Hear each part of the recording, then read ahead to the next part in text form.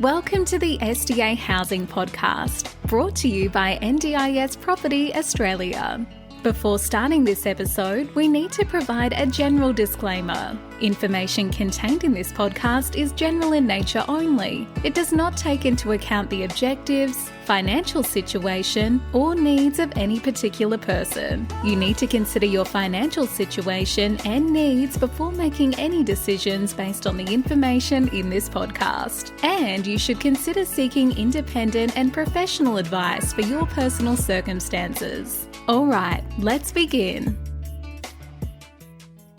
Hello, everybody. My name is Minh. I'm your host, and you're listening to the SDA Housing Podcast. The show explains, highlights, guides, and brings awareness about all things SDA in this ever-changing Ndis world. Today, we have a repeat guest speaker, Mr. Kevin Chen from Paramount Disability Homes. Kevin, how are you? Good, mate. How are you? Thanks for having me again. Awesome, mate. Been looking forward to a follow-up interview with you on the podcast. Today's topic is s100, s48, change of circumstances. We'd like to hear more about your opinion about the whole process in procuring participants that should be qualified, should be eligible for SDA housing, but may not be funded. What's your normal process in marketing and then receiving applications and then engaging with provider or SDA, support coordinators and getting the whole change of circumstances process beginning? So let's start from scratch, Kevin. How did you guys in Paramount Disability Homes work in the marketplace in Melbourne in terms of marketing, advertising, promoting, procuring, and working with the stakeholders and participants to get funding and product to market? Yeah, I think really good question, and you've covered quite a lot there, but I think we'll start off on how we've sort of procured in the past couple of months. It's certainly been different to how we did it last year. Obviously, there's been a lot of stock that's come up recently in, Victoria.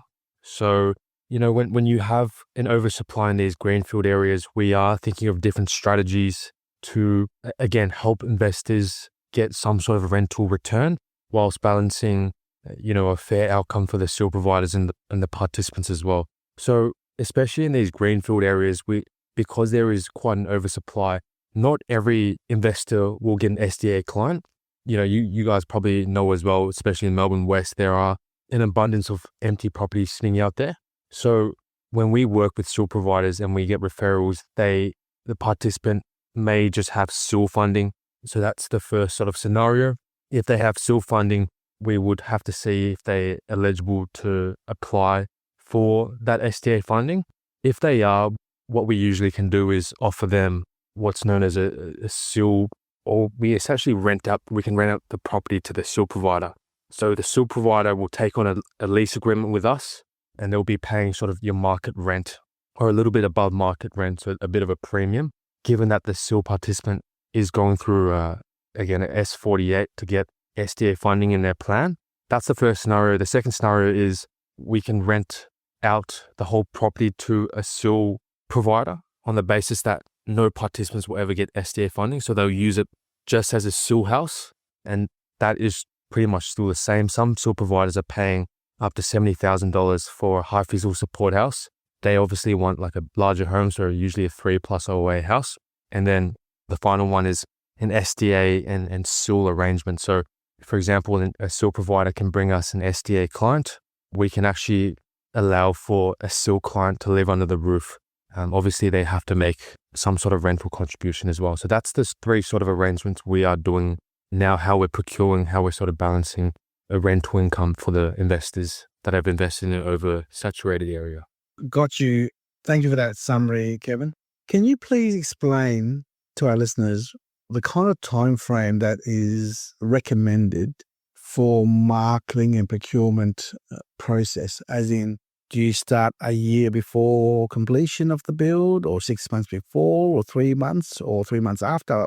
What is the best practice for investors to engage in terms of time frame to a SDA provider like yourself? When should they engage you guys? Yeah, really good question. I think, look, if I answered this question last year, we would say 3 to 6 months before completion, because we could build a genuine wait list of participants if there wasn't an oversupply in the area. But now, because, for example, if you are looking for a house in Clyde, if you go on Housing Hub, you'll be able to find, a lot of properties that are readily available. Doing the marketing beforehand is not necessary, I would say. So at least 1 month before completion is a good time to start marketing for the property. If it's 3 months before, no one will wait for your property unless it's in a very good location. So around a month before completion, that gives us enough time to start the marketing campaign and then let, seal providers know, let support coordinators know that the property is upcoming, because generally these transitions for participants can take up to a month, anywhere from 2 weeks to 4 weeks.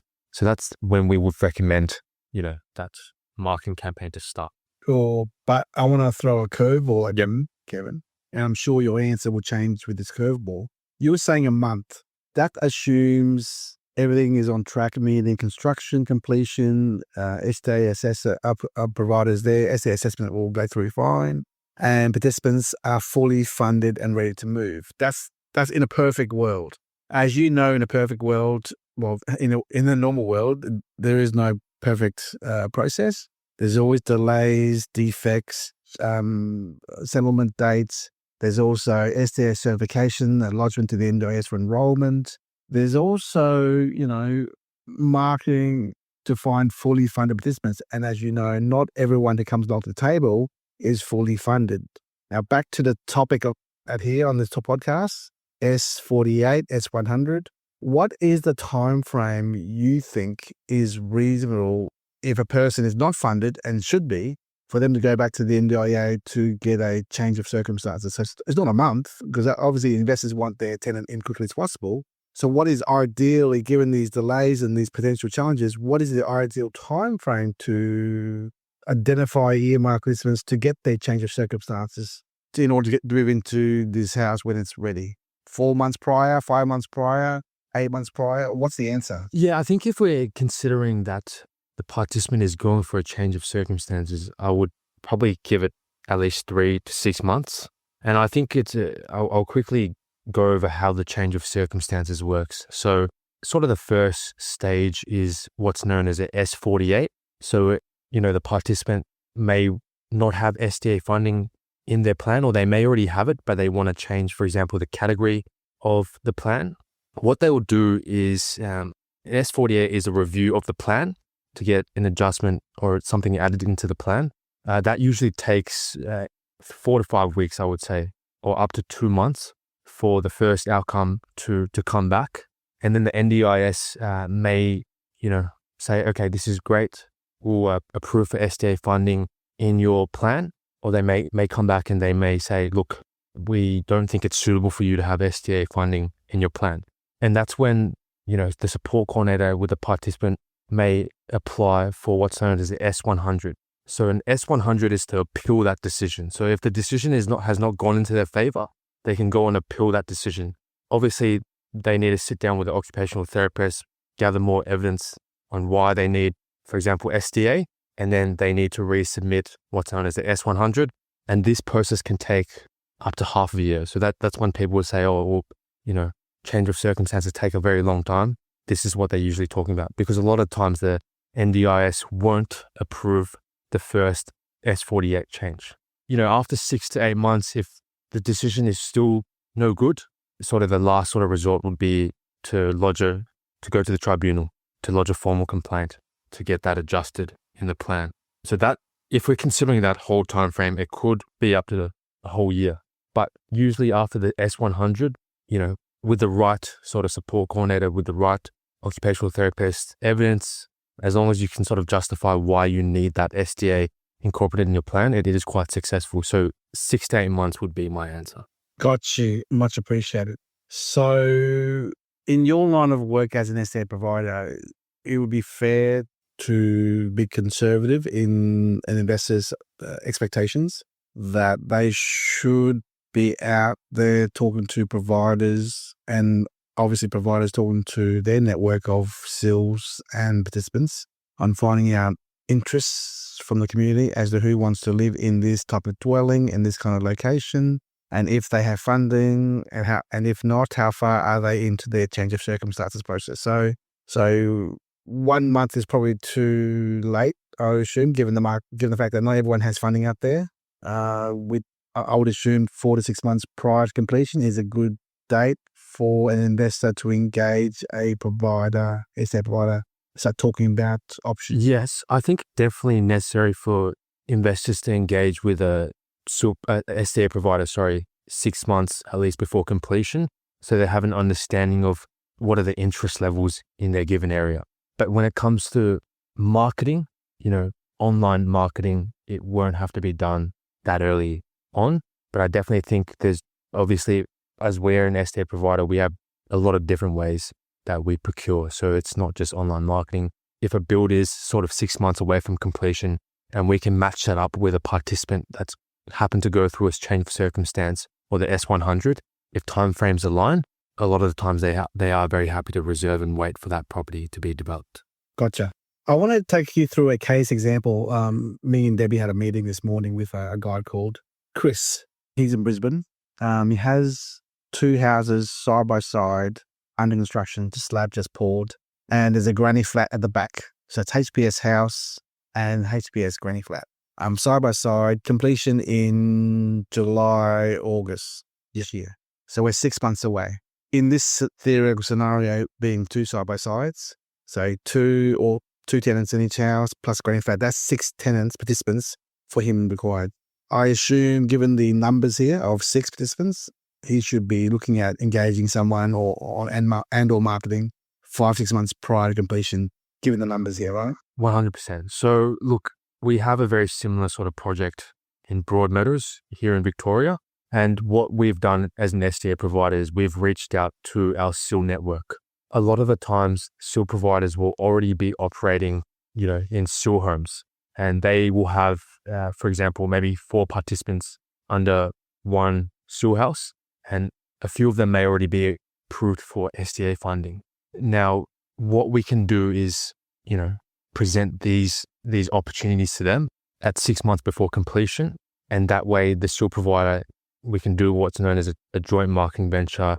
We will try and find SDA participants from, let's just say, hospitals, from aged cares, from referrals from the Ndis support coordinators, ones that aren't attached with SIL providers, and the SIL provider will usually have their own network of participants as well that they are ready to move in to, the home that's being constructed.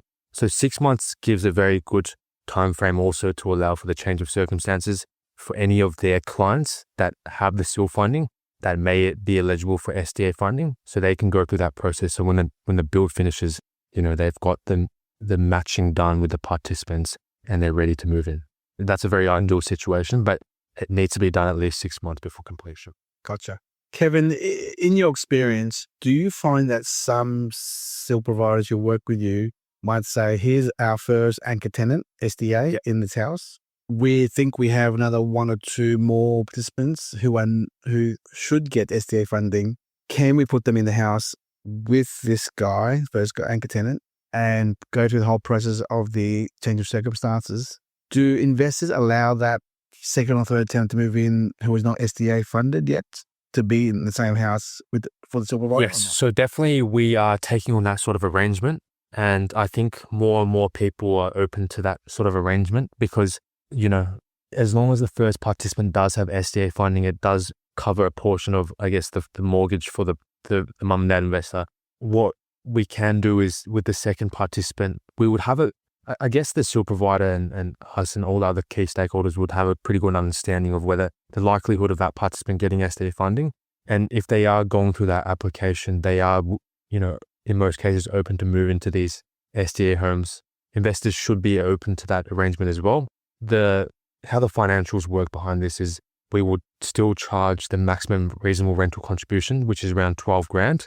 And then sometimes the SIL provider will, put in another 12 grand. So that would be around another 24 grand in income per annum for the investor.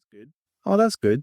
So in theory, you might get 45 to 55K for anchor tenant, and then another 12 and 12 if it's number 2, number 3, or 12 plus the SIL provider putting in a top up. So that's possibly 70, 80 total, and that's a temporary outcome for now.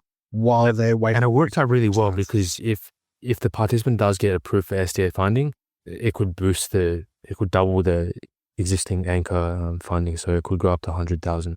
But, even if they don't get the SDA funding approved, it's still an extra 20 grand for the foreseeable future, which is quite a good arrangement for the investor. Gotcha. Have you come across any SDA projects where there's a granny flat in the back with the main SDA dwelling We have. on site?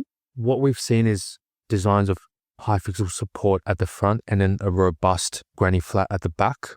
Obviously, it does, it just depends. Not all SIL providers will be able to take, for example, all 6 rooms in the project that you described. But the granny flat, does it have an OOA room, separate OOA room? No. So it would be under the assumption that one of the duplexes would have an OOA room dedicated for that granny flat. Yeah. I reckon, if this house is 3 tenant in the front and a granny flat at the back, the granny flat is going to be more FA or an IL guy who's more independent at the back there, who can call upon the OOA on site in the main dwelling and or next door, because really I find that providers love the side-by-side houses. They have efficiency of their model to have 2 staff on site to cover both houses. Yeah, definitely. I think a granny flat could be a great option. I mean, SIL providers love more sort of accommodations in one sort of area. So the feedback we've got from a lot of SIL providers as well is that they love 3-bedroom plus OA designs because of the 1-to-3 care ratio. I think they're maximizing sort of their worker to. So if they can get, I agree. If they can get 3 1-to-3 guests, it works out really, really well for the SIL providers. But if you have a 2+ OA house and then a granny flat in the back, that also works out really well because a lot of participants, they do want to live by themselves. They don't like that shared area. So that could be a great idea for a team up like in the past. Yeah. This case scenario I'm talking about here is 3-bed plus OOA plus a granny flat. Okay, well that times 2. So the max here is 3, 1 is 4, times 2 is 8 participants on site for these 2 blocks. But I told the investor, I said, look, assume you got 2 tenants plus OOA and a spare room, and the granny flat at the back has 1 tenant. And then you got side by side, so there's probably 5 or 6 all up tenants. Yep. Not the 8. And look, if one SIL provider can take on all of those, rooms, then it would be amazing. But in our case, we would probably tender it to 2 different SIL providers. They have a lot to play around with there. Yep, gotcha. Kevin, are there anything else to add from your end in terms of the whole S100, S48 and procurement process that you want to add before? Yeah, I think it's this episode, especially we can talk about apartments and sort of the how we are procuring for apartments. Yeah. Can I jump in? You and I had a discussion about 2 months ago about the minimum 7 apartments to be efficient, to break even. We can talk about it, but look, in terms of sort of the concierge model, our view has sort of shifted. And it works on the basis that there is a change of circumstances, because in most of the participants that will get procured, I would say 80% of them will have to go through that process. So we can talk about it very briefly. Yeah, sure. Let's talk about it just for a few minutes. Explain what a concierge model is. Secondly, out there in the marketplace is 10 and 1. We're seeing 15s and 2s. Does a 4-pack of apartments work or not? Because it is under the 7 minimum. Just sure. So your feedback on this. The concierge model is essentially there's a SIL provider that will act usually as an overnight carer, or what they'll do is all the unplanned supports. So if a participant needs them to help them get a coffee, for example, they can call the unplanned support or the concierge SIL provider on site. Now, the participant can still bring their own SIL provider to do the planned supports, but they will always have that backup on site. Now, a lot of these apartments, what will happen is participants come through, there will already be a concierge model in place, so a SIL provider doing the unplanned supports, and then they might bring their own provider for the 4 hours of, for example, planned supports. Now, previously in our previous discussion, for this SIL provider that's doing the concierge, they usually need at least 6 participants to make it feasible, because they do need to have 1 staff on site. If it's for 24/7, they need to make sure that they they're not at a loss, essentially, to be providing that care. What we found is that with apartments, it's not always feasible to get your 6 participants, in there before sort of completion. So it's very, very challenging for the SIL provider who's doing this concierge to make it financially viable. The first thing is that there's not many participants at all with the apartment funding. So apartment funding is usually above 100 grand per year. It's very, very rare.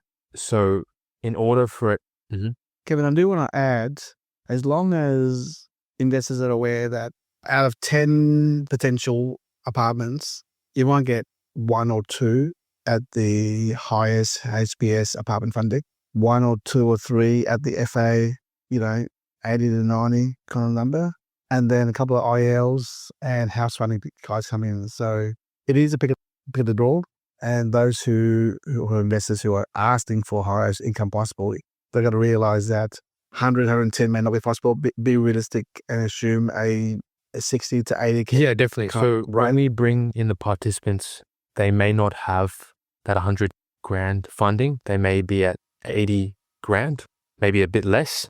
That doesn't stop them from, living in the apartment. So we usually still let them come in. And what we'll do is as soon as they come in, they will have to go through a change of circumstances to get that funding boosted to apartment. Now, why it works out quite well is because, if we want to justify to the NDIs that if we're going to increase their SDA funding, there'll be a decrease in what's needed in their SIL funding.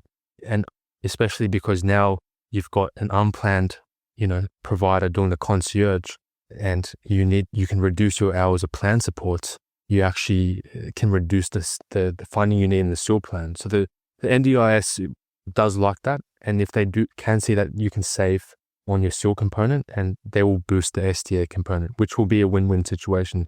It would be more income for the investors at the end of the day. But that process, again, can take up to 6 months. So we would let them in first, and then we'll go through that process at the second step. Gotcha. Thank you so much for that. Well, I think that's it for now. Thank you so much, Kevin, for your contribution to today's S100, S48 discussion. We look forward to talking in more detail about how things are going in your business, your launch of Vital House branding in Melbourne in this new year, and seeing how things are overall in Melbourne with regards to Vic Homes and other opportunities. Yes, 12 definitely. months. I think it's still a growing space. We do have a lot of changes happening at the end of the year, so we are just preparing ourselves the best we can. But thanks for having me. Happy to speak to you guys again in the near future. Thank you so much, Kevin. Have a good day. Bye-bye. Thank you so much for that, Kevin. All the best. Bye-bye. We hope you enjoyed this episode. Please make sure you are subscribed and following us so you can keep in the loop with all of our upcoming episodes. We would really appreciate it if you could leave us a 5-star rating, a written review, and to share this podcast with those that could benefit. Until next time, catch you on the next episode.